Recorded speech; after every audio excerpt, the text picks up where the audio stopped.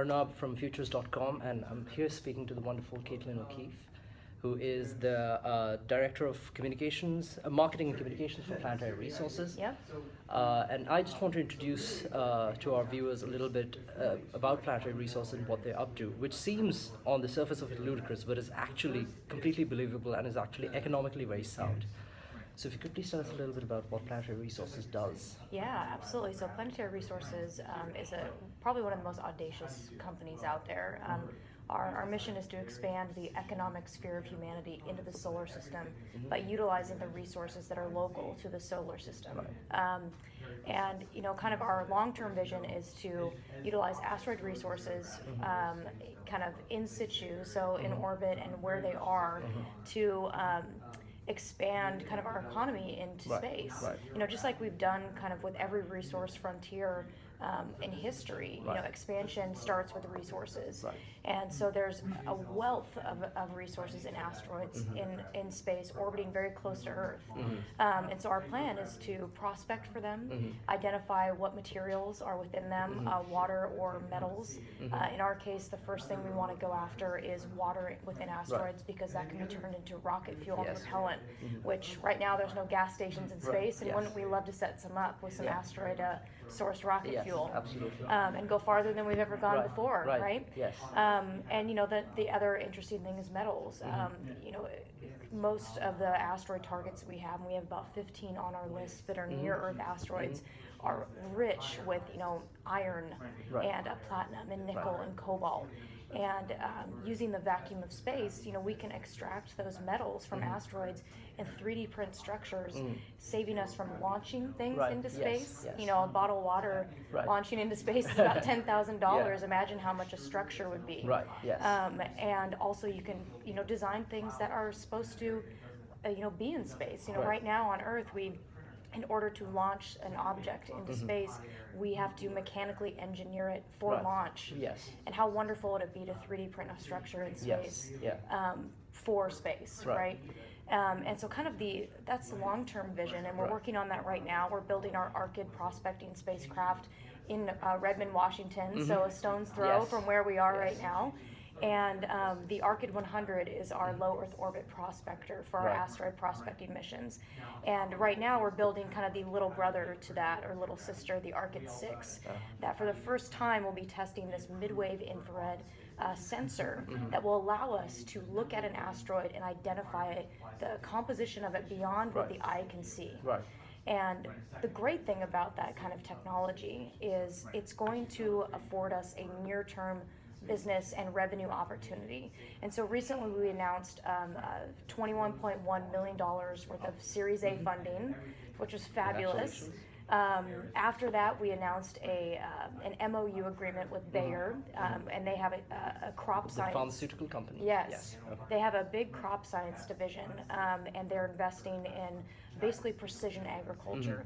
And all of that happened really because we've announced this business called Ceres, our Earth observation business. And so the same technology that we will use to prospect for asteroids, we are simply going to be turning that down towards Earth and giving actionable intelligence for markets like agriculture, which is why we've partnered with Bayer. Oil and gas, monitoring pipelines from space, and also natural disasters, detecting forest fires. And so this sensor is really kind of it's at the epicenter of our prospecting missions. And now we'll be, for the next couple of years, we'll be developing the Ceres constellation of Arcid spacecraft. And the Arcid 6 is the beta test, for lack of better words, for all of this technology for the long-term and near-term mission. So it's a super exciting time at Planetary Resources. That's amazing. And so what is your timeline? So in how many years do you expect to send the first construction bits to certain asteroids? What is your timeline? Yeah, I mean, in the next decade, we'll see all of this come to fruition. And, this year we'll be launching 2 of our Arcid 6 spacecraft, one in the fall, Next year we'll be focusing on the Arcid 100, and that will be the catalyst for the Ceres constellation, and also continue our asteroid prospecting missions. Right. So really, in the next 5 years, we're going to see Planetary Resources start to gather a lot of data about planetary bodies out there, small objects like asteroids, and also delivering intelligence to farmers who, until now have had their data for their farm, if their crops are healthy or not, year over year in some cases. And we'll be able to deliver that to them weekly and tell a farmer, like, hey, your soybean crops, they need to be watered, or they have stress. There's probably a pest issue. And having that kind of on-demand data for farmers is going to be just a game changer. And it's all along the lines of our long-term vision. So in the next decade, we're going to see a lot of progress towards prospecting and then moving into the mining phases. So we know now that Planetary Resources is a real thing. It's not just a bunch of mad scientists. Yes, I do have a job. I have a 401k. It's legit. It's economically sound. Now, some people at home might be wondering about the legal aspect of it. Yeah. Can you actually do asteroid mining? Well, I'm glad you asked that, because last year, one of the coolest things I've ever seen as a human being is that President Obama signed a law that says that a company like ours, a commercial asteroid mining company within the United States, can own what they extract from an asteroid. And so there's a lot of talk these days about property ownership in space and the moon, and since our mission is focused on asteroids, passing a piece of legislation that says that we can own what we extract, to me, is having the U.S. government condone our activities, condone our industry, and put some legislative power behind what we're doing. And it's going to be incremental legislative steps like that that are going to allow our business to progress. And I can't believe that it's unprecedented that it's, this is happening. I mean, it's so wonderful to have the U.S. government on our side, and also the people of the United States. And now we've just announced an agreement with Luxembourg.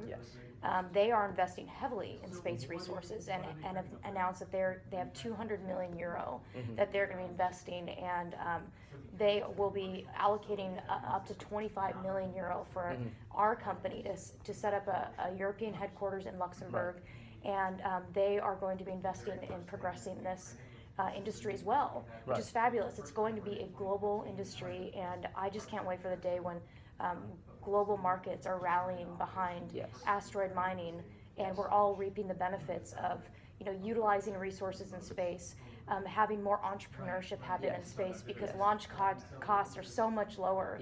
And so it's just such an exciting time.